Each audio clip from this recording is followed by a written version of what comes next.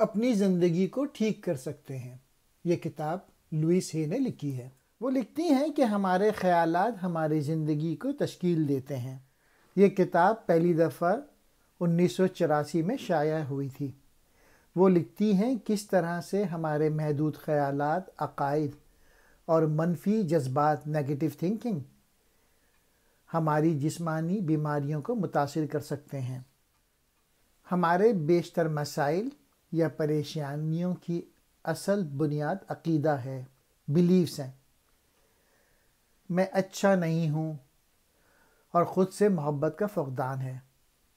مثال کے طور پہ مالی تباہی کا بنیادی عقیدہ اکثر میں پیسے رکھنے کے لائق نہیں ہوں۔ دوستی نہ رکھنا عام طور پہ کوئی مجھ سے پیار نہیں کرتا۔ یہ عقائد کہاں سے آتے ہیں؟ وہ لکھتی ہیں یہ جو قواعد ہیں یا یہ جو عقائد ہیں یا بلیفز ہیں جن کے ذریعے ہم زندہ رہنا چاہتے ہیں، اکثر ہمارے پاس ہمیں ہمارے بڑے سکھاتے ہیں جب ہم بہت چھوٹے ہوتے ہیں۔ آپ اپنی زندگی اور تبدیلی کے عمل کو اپنے کنٹرول میں لے سکتے ہیں۔ اس کے لیے آپ کو اپنے عقائد کو تبدیل کرنا ہوگا اور اپنے پازیٹیو عقائد کو بڑھانا ہوگا۔ جس چیز پر آپ توجہ دیں گے وہ بڑھ جائیں گے، لہٰذا منفی خیالات سے دور ہو جائیے۔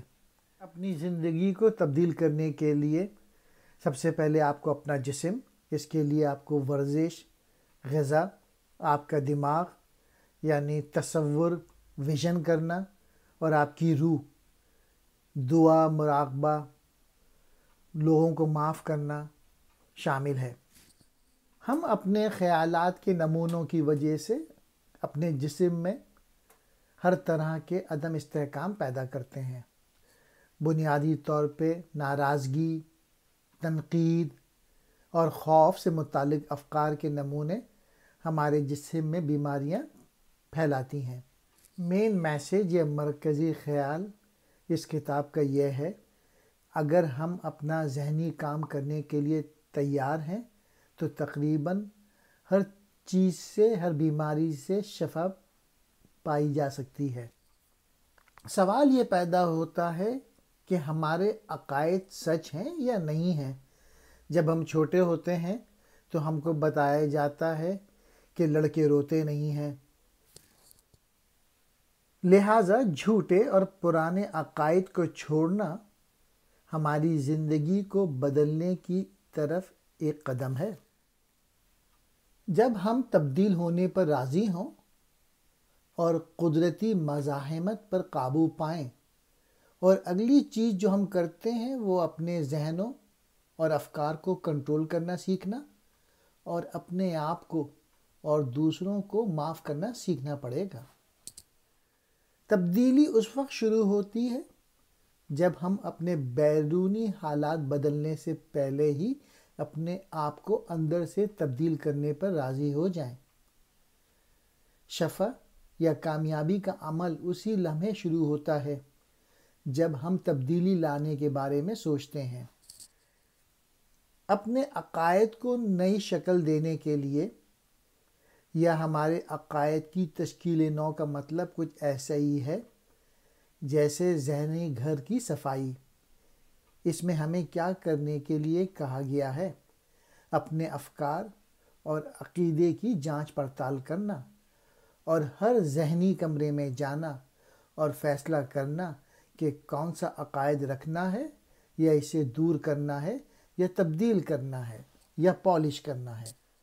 دماغ ایک اہم ٹول ہے اور یہ ایک قسم کا آلہ ہے جس طرح سے آپ اپنی مرضی کے مطابق استعمال کر سکتے ہیں۔ آپ اپنے دماغ پر قابو رکھتے ہیں، لہٰذا آپ جو کچھ بھی کر سکتے ہیں وہ اپنے دماغ پر قابو پا کر کر سکتے ہیں اور اپنے عقائد اور اپنے افکار کو شکل دے سکتے ہیں۔ آپ کو اپنے آپ کو سمجھانے کی ضرورت ہے اور اپنے ذہن کو یہ سمجھانے کی ضرورت ہے کہ ماضی ماضی ہے اور وہ چلا گیا ہے، اس کے بارے میں ہم کچھ نہیں کر سکتے، لہٰذا اسے بھول جائیں اور یہ آپ کو روک نہیں سکتا۔ لوئس ہے لکھتی ہیں، ہم ماضی کو معاف کرنے اور حال سے لطف اندوز ہونے کے لیے کہتے ہیں۔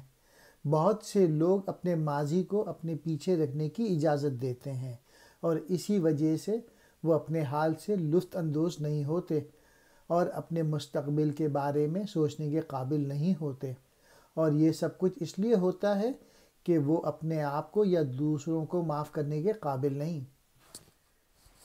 نئے خیالات کی تعمیر پہ توجہ دیں۔ یہاں منصف کا کہنا ہے کہ اپنی زندگی میں مثبت نئی تبدیلیاں لانے کی کوشش کریں۔ مثبت تبدیلی لانا بیج لگانے کے مترادف ہے۔